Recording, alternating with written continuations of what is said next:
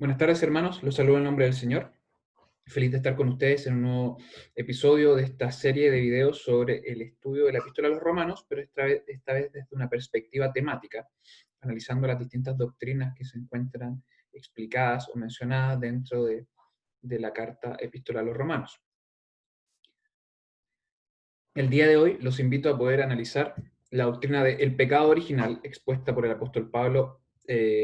En la Biblia en general la vamos a encontrar como lo vamos a desarrollar el día de hoy, pero específicamente lo decimos hoy por el capítulo 5 de la Epístola a los Romanos, donde Pablo lo menciona.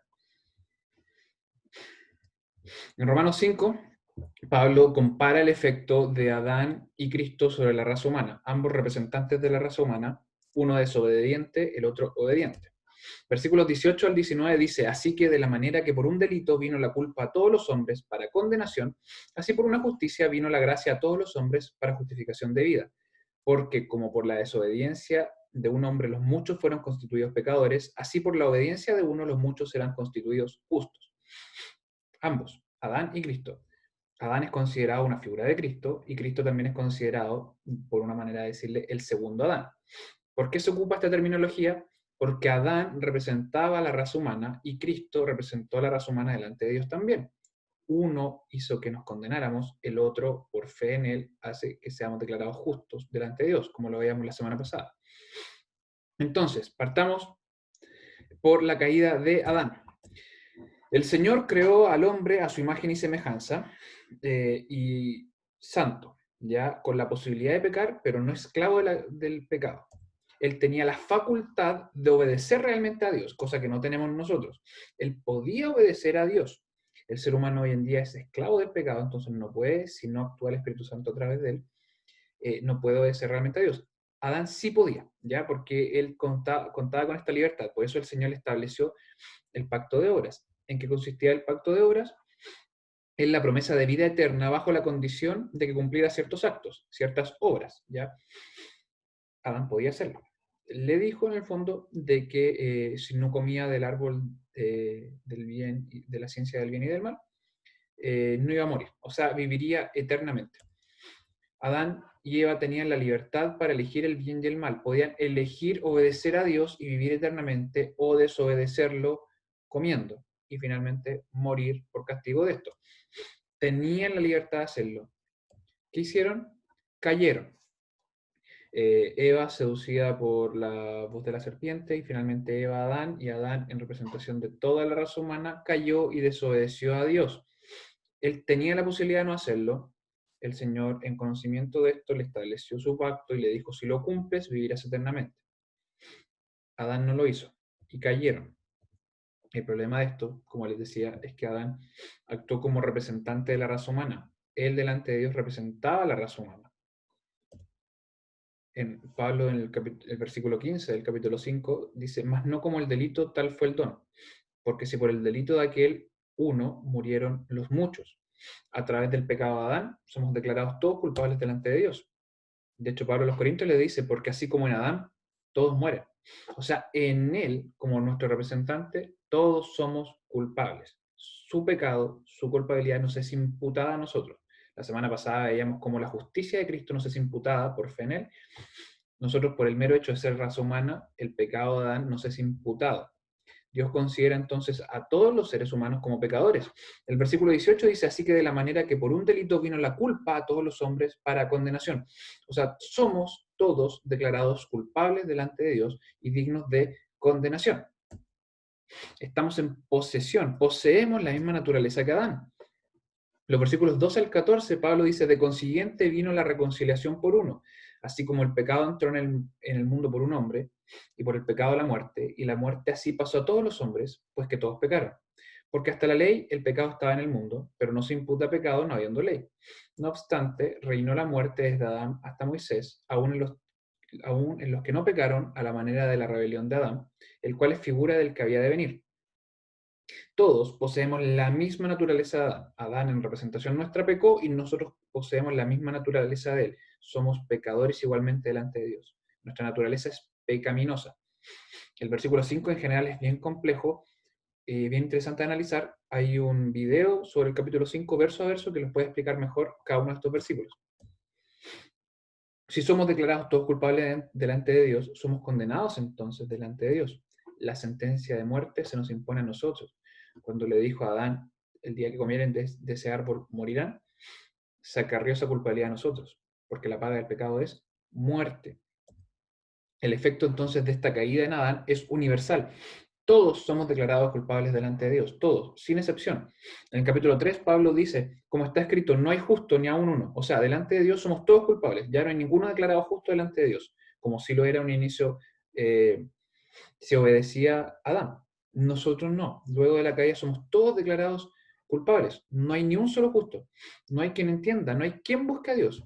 Todos se apartaron, a una fueron hechos inútiles. Somos inútiles, no podemos obedecer a Dios. Somos declarados inclusive inútiles, no podemos hacerlo. No hay quien haga lo bueno, no hay ni aún uno.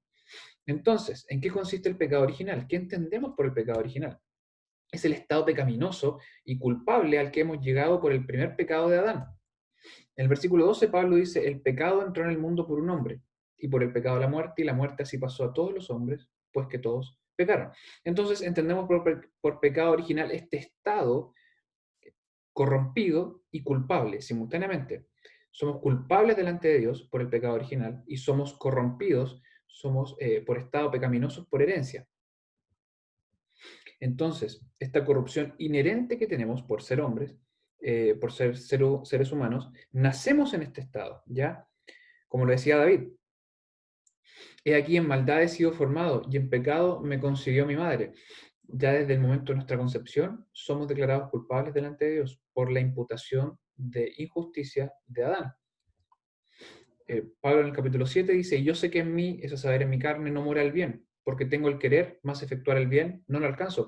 Pablo, que ya era salvo, aún así tenía su naturaleza pecaminosa, pero ahora no es siendo salvados, regenerados por el Espíritu Santo, alcanzamos la liberación del pecado, ya no somos esclavos del pecado a través del sacrificio de Cristo. Pero aún así, aún como regenerado, aún sin ser esclavo del pecado, Pablo tenía una naturaleza pecaminosa, como todos. Recién esa naturaleza va a ser liberada en la gloria, en el cielo. Pero Pablo dice, en mí no mora el bien, porque quiero hacer el bien, pero no lo puedo hacer, no alcanzo, no soy eficiente en esto, no lo efectúo en su totalidad, no puedo ser totalmente bueno, porque es corrompido, porque esta naturaleza humana es corrompida, hemos heredado esta corrupción. ¿Por qué se llama pecado original? En primer lugar, porque se originó en nosotros, ¿ya? No viene por la imitación. En el siglo III aproximadamente, la iglesia tuvo que combatir contra una herejía que lamentablemente continúa hasta el día de hoy, inmiscuida en muchas sectas, pero también dentro del cristianismo, lo he escuchado más de alguna vez, que no nacemos siendo pecadores, no somos declarados culpables delante de Dios por el mero hecho de ser seres humanos, sino que somos pecadores al momento de pecar, ¿ya? Por imitación. No es algo que traigamos con nosotros, sino que lo adquirimos por imitación. Esta fue la concepción llamada pelagiana, por Pelagio. Esta herejía fue condenada por la Iglesia, pero lamentablemente sigue hasta el día de hoy. Por eso es necesario mencionarla. El pecado es original porque es inherente a nosotros, no viene por limitación, no es que nazcamos buenos y la sociedad nos corrompe. Somos malos por corrupción heredada y por culpabilidad imputada. Pablo ya lo dice en el versículo 12, como el pecado entró en el mundo por un hombre, es natural a nosotros, ya no por imitación, sino que por ser humanos ya somos pecadores. En la medida también en que es el origen de todos los demás pecados, es que le llamamos pecado original. A través de él se origina el resto de los pecados. Eh, Después de Adán, el ser humano se multiplicó y este pecado original fue creciendo y dio paso a más y más y más pecados, cual virus se expandió por todos nuestros miembros. Y el Señor en los tiempos de Noé vio que la malicia de los hombres era muchísima y que de hecho su pensamiento solamente era hacia el mal, solamente era llevado hacia el mal. Todos sus actos eran pecaminosos. Entonces el pecado es original, se le llama original porque es propio de nosotros, no por imitación, y en segundo lugar porque es el original, es decir, a través de esta naturaleza pecaminosa heredada es que proviene el resto de los pecados. Podemos analizar entonces el pecado desde dos perspectivas, por imputación y por herencia. Por imputación se refiere a que la culpa de Adán nos es imputada, ¿ya? Lo que analizábamos la semana pasada de Cristo, la justicia de Cristo, pero ahora a través de Adán. Esta culpa, como jefe federal, como cabeza representativa de la raza humana, su culpabilidad nos es imputada a nosotros. Somos culpables entonces de forma inmediata. Hay muchos que quieren asumir una forma mediata, como decía recién, desde los primeros siglos ya la Iglesia combatía esto, como que esta culpabilidad hay ciertos medios en los que se transmite, como que bajo ciertas circunstancias somos culpables. No, es de forma inmediata. En el momento en que Adán pecó, todos fuimos pecadores con él. De aquí que inclusive al no cometer pecados de forma consciente, como el caso de los bebés, ya somos culpables delante de Dios, como lo decía David. El Señor decía, el Señor Jesucristo decía, lo que es nacido de la carne, carne es. O sea, no esperes ser justo delante de Dios porque eres humano, ya eres carne. Pero lo que es nacido del Espíritu, o sea, a través de la regeneración del Espíritu Santo, es que puedes ser una nueva criatura. Entonces no te maravilles cuando te digo que debes nacer otra vez, ¿ya? Somos declarados entonces culpables delante de Dios en Adán. Nuestro estado legal, natural, desde el momento de nuestra concepción, es de culpabilidad. Solo Cristo puede revertir esta situación, ya que por nuestros propios medios es imposible ser justos delante de Dios. La justicia de Cristo, por fe en Él, nos es imputada, ¿ya? Nosotros por manera predeterminada somos culpables delante de Dios, en Adán.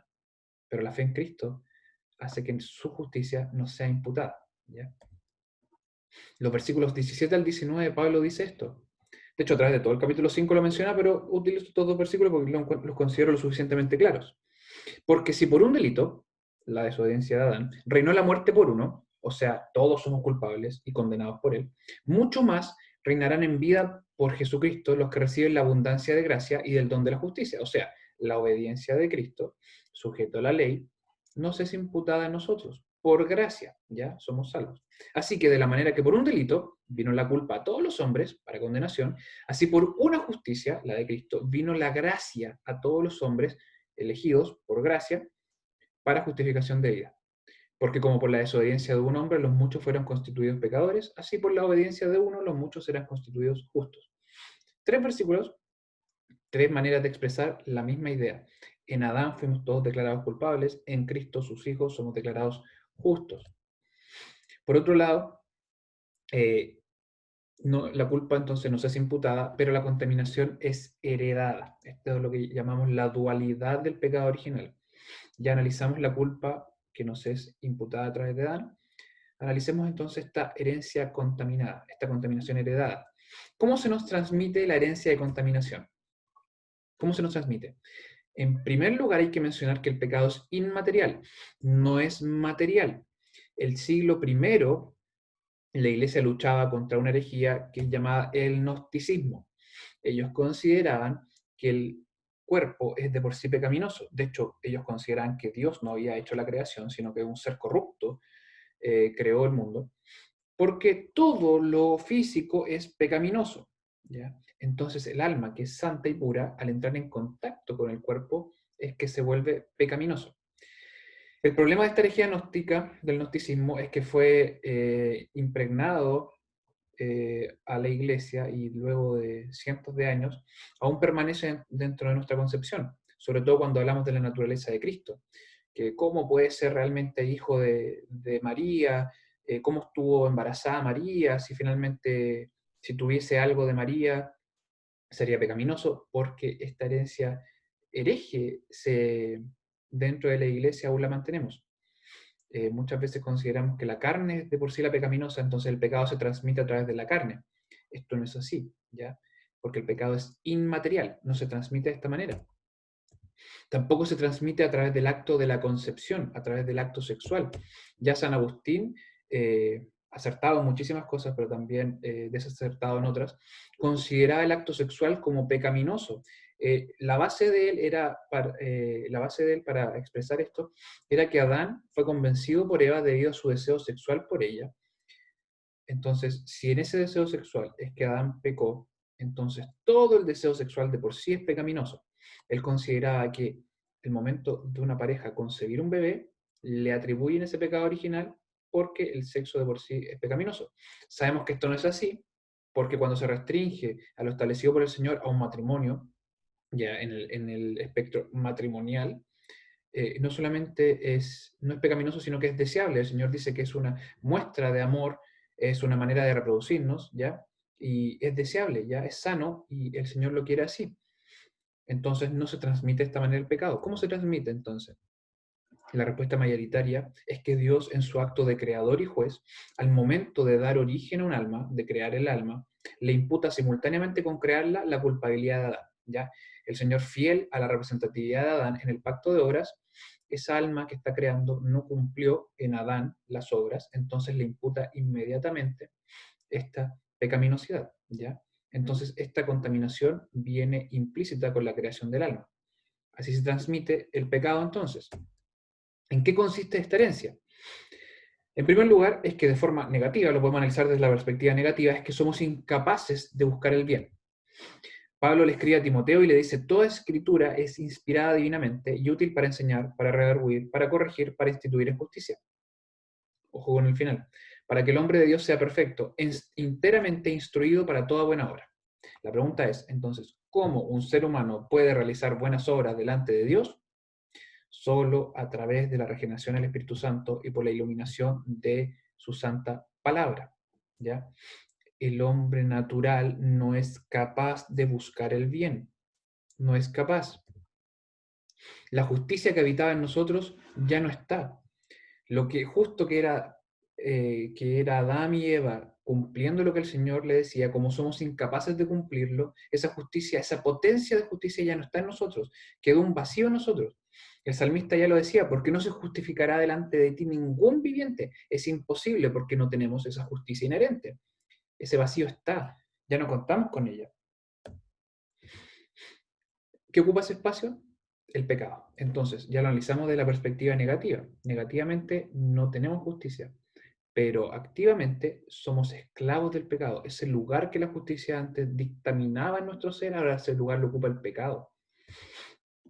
Pablo, el versículo que veíamos delante, así que queriendo yo hacer el bien, hallo esta ley. O sea, yo quiero hacer el bien, pero me encuentro con esto que rige a la raza humana, que el mal está en mí. Porque según el hombre interior, o sea, regenerado por el Espíritu Santo, me deleito en la ley de Dios, ¿ya? O sea, quiero agradarle, quiero cumplir sus mandamientos, pero veo esta otra ley en mis miembros, que se revela contra la ley del Espíritu, ¿ya? Este ser carnal, esta herencia pecaminosa que aún tengo, y que me lleva cautivo a la ley del pecado que está en mis miembros. Miserable hombre de mí, ¿quién me librará del cuerpo de esta muerte? Entonces Pablo, inclusive siendo liberado de la esclavitud del pecado, ya él menciona que por el hecho de ser humano, aún mantiene esta contaminación, que él es libre, a diferencia de un hombre carnal, un hombre no salvo. Nosotros somos libres del pecado, podemos no pecar, pero el hombre no regenerado no lo es, ¿ya? Es esclavo del pecado, ¿ya? Es una disposición total. Esta esclavitud del pecado se manifiesta en todo nuestro ser. En todo nuestro ser nos corrompe desde la médula hasta las uñas. Todo nuestro ser. Veámoslo desde dos perspectivas. Esta disposición total pecaminosa, esta herencia pecaminosa. Desde el área intelectual podemos en primer lugar ver que nuestro intelecto ha sido cegado. Nuestra inteligencia es como una inteligencia ciega, como que no logramos comprender bien. En la segunda carta a los Corintios, Pablo les dice, en los cuales el Dios de este siglo cegó el entendimiento de los incrédulos para que no les resplandezca la luz del Evangelio de la gloria de Cristo, el cual es la imagen de Dios. Entonces, siendo Cristo tan deseable, no queremos ir hacia Él porque nuestro entendimiento ha sido cegado. Estamos con los ojos tapados, teniendo la salvación delante de nosotros, no deseamos ir hacia ella porque nuestros ojos están tapados, siendo el hombre no regenerado. En segundo lugar, tenemos el ser, yo digo tenemos, por hablar por la raza humana en general, pecaminosa, no un ser salvado por misericordia y gracia del Señor. Una mente reprobada. En el capítulo 1 de Romanos, Pablo dice, y como ellos no aprobaron tener en cuenta a Dios, Dios los entregó a una mente reprobada para hacer cosas que no convienen. Entonces somos esclavos del pecado, nuestra disposición total al pecado se traduce también a través de nuestra mente. O sea, nuestra mente siempre anhela las cosas malas, siempre anhela el pecado, desde la más tierna edad anhela lo prohibido y lo malo. Es una mente reprobada delante de Dios, solamente para hacer cosas que no convienen. En tercer lugar, desde una perspectiva intelectual, tenemos un entendimiento entenebrecido. Pablo a los Efesios le escribe, teniendo el entendimiento entenebrecido, ajenos de la vida de Dios por la ignorancia que en ellos hay, por la dureza de su corazón. No somos capaces, como seres humanos pecadores, debido a esta esclavitud del pecado, de entender las cosas que son del Señor. Por eso dice que le parecen locura. Ahora, desde una perspectiva emocional, esta esclavitud del pecado se manifiesta en que tenemos emociones degradadas. Pues habiendo conocido a Dios, no le glorificaron a Dios como a Dios, ni le dieron gracias, sino que se envanecieron en sus razonamientos, y su necio corazón fue entenebrecido, por lo cual también Dios los entregó a la inmundicia, en la concupiscencia de sus corazones, de modo que deshonraron entre sí sus propios cuerpos. O sea, las emociones del ser humano son esclavas del pecado, son emociones pecaminosas. No podemos esperar que un corazón eh, pecaminoso sin el Señor, sin el Espíritu Santo, sin el sello del Espíritu Santo, agrade realmente a Dios, porque sus emociones siempre van a tender a ser degradadas, entenebrecidas. Pablo a Tito le escribe al pastor, al obispo Tito, todas las cosas son puras para los puros, mas para los corrompidos e incrédulos nada les es puro, pues hasta su mente y su conciencia están corrompidas. O sea, todas las cosas que salen del ser humano sin contar con el sello del Espíritu Santo por fe en Jesucristo son corrompidas. De ahí que el Señor dice que todo el camino del hombre, aunque le parezca bueno, su fin solamente es la muerte. Llegamos entonces a la base y la consecuencia más terrible de esta herencia corrompida, que es la incapacidad espiritual. La pregunta interesante aquí es, ¿en qué basamos la creencia en esta doctrina que también llamamos depravación total? En que las Escrituras en ningún lugar le atribuyen al hombre caído capacidad alguna de hacer el bien por sí mismo. En ninguna parte de toda la Biblia nos dice que el hombre caído, el hombre no regenerado, es capaz de hacer el bien delante de Dios. En Efesios 2:12 dice que en aquel tiempo estabais sin Cristo, alejados de la República de Israel y extranjeros a los pactos de la promesa, sin esperanza y sin Dios en el mundo. ¿Ya? Entonces nosotros declaramos que el hombre es incapaz espiritualmente, es incapaz de hacer el bien, es incapaz de venir a Dios, por lo que las Escrituras lo dicen. El hombre no es capaz de hacer el bien delante de Dios por sí mismo, por sus propios medios. De hecho, expresan todo lo contrario. El Señor ya decía, yo soy la vid y vosotros los pámpanos, el que está en mí, yo en él. Este lleva mucho fruto, porque sin mí nada podéis hacer. O sea, si no es por el Señor Jesucristo, a través del acto trinitario, de la elección del Padre, por el sacrificio de Jesucristo, por el acto del Espíritu Santo, a través del Espíritu Santo, no podemos ir a Jesucristo, no podemos hacer nada, no podemos hacer cosas buenas, mucho menos ser salvos. No podemos ir a Jesucristo por nuestros propios medios, no lo podemos elegir, porque el hombre pecaminoso no es nada sin Jesucristo. De hecho, es más enfático Cristo al decir que ninguno puede ir realmente a Él para salvación si el Padre no lo trajere. O sea, no es pecador ven a Cristo Jesús por sus propios medios, sino que el pecador va cautivo a Cristo Jesús porque Cristo, el Padre y el Espíritu Santo lo llevan a Él. Pablo le dice a los romanos en el capítulo 8, por cuanto la intención de la carne es enemistad contra Dios. O sea, el ser humano nunca va a elegir a Cristo por sus propios medios. Adán sí lo podía hacer, él era libre de elegir, pero el ser humano es esclavo del pecado, es incapaz espiritualmente, entonces nunca lo va a elegir, porque la intención de la carne es enemistad con Dios, es alejarse de Cristo, no ir hacia Cristo, porque no se sujeta a la ley de Dios. Y ojo con lo enfático que es Pablo aquí, ni tampoco puede. El ser pecaminoso no puede buscar a Dios, no puede sujetarse a la ley de Dios. ¿En qué otra cosa basamos escrituralmente esta doctrina? En que el hombre, para realmente producir un bien espiritual, requiere del favor y la comunión de Dios. Recordemos que el hombre no regenerado no tiene paz con Dios, ¿ya? Entonces, si dice que es el Señor, que si no estamos en Él no podemos producir nada, y si el Padre no lo llevare, no puede ir, ¿cómo podría producir un bien espiritual si el Señor está airado con nosotros? En el capítulo 1 a los Romanos, Pablo decía, porque manifiesta la ira de Dios del cielo contra toda impiedad e injusticia de los hombres, que detienen la verdad con injusticia. Y en Hebreos dice, y el Dios de paz que sacó de los muertos a nuestro Señor Jesucristo, el gran pastor de las ovejas por la sangre del testamento eterno, os haga aptos en toda obra buena para que hagáis su voluntad, haciendo Él en vosotros lo que es agradable delante de Él por Jesucristo. O sea, la ira de Dios está sobre el hombre pecaminoso. ¿Cómo podría el hombre entonces producir algo bueno? ¿Cómo podría el hombre elegir a Cristo si la ira de Dios está sobre él? Es imposible. Solamente a través de Jesucristo es que podemos hacer cosas agradables delante de Él. Solo a través de la regeneración del Espíritu Santo es que podemos ir a Jesucristo por la elección del Padre. ¿Significa esto acaso que el hombre no tiene libre albedrío? Famosa palabra que escuchamos tantas veces, mal utilizada la mayoría de las veces. ¿Significa esta incapacidad espiritual que el hombre no cuenta con libre albedrío? Hagamos dos consideraciones. En primer lugar, esto no significa que el hombre haya perdido la capacidad de actuar por su propia voluntad. De ahí que seamos responsables delante de Dios. Podemos elegir pecar, podemos elegir una u otra manera, una u otra opción.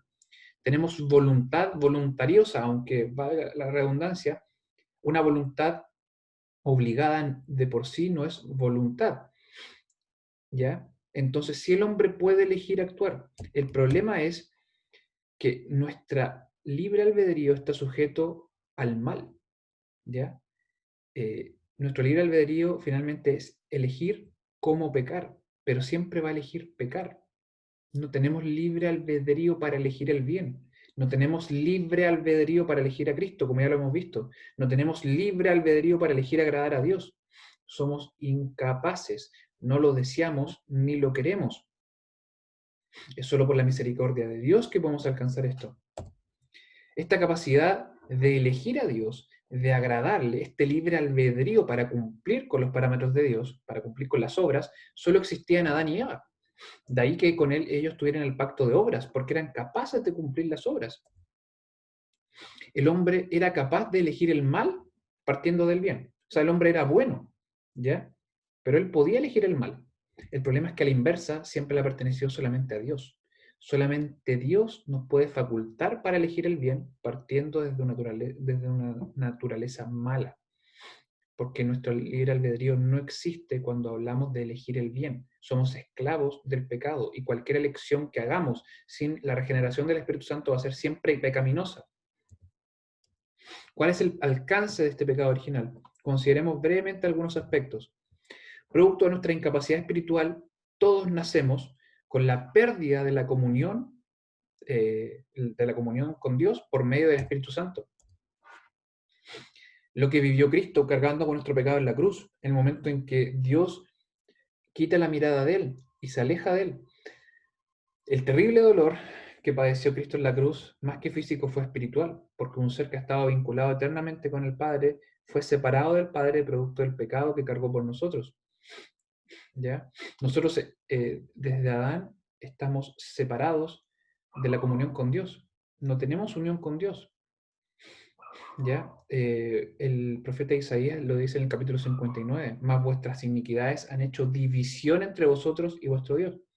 Nuestro pecado, nuestra naturaleza pecaminosa, hace que estemos separados con Dios, ¿ya? Entonces, desde el momento de nuestro nacimiento, ya somos desde antes, desde la concepción, somos alejados de Dios. No contamos con esta unión de Dios, esta unión está muerta. En segundo lugar, producto de nuestra incapacidad espiritual, de la herencia pecaminosa del pecado original, todos nacemos con temor a Dios debido a nuestro conocimiento de depravación. ¿Qué fue lo primero que le pasó a Adán cuando Adán y Eva, cuando sus ojos fueron abiertos? Tuvieron vergüenza, porque estaban desnudos, porque se dieron cuenta de su depravación. Y consiguiente a esto, debido a este conocimiento de depravación, ¿qué les causó? Miedo, porque cuando les habló Dios, se escondieron.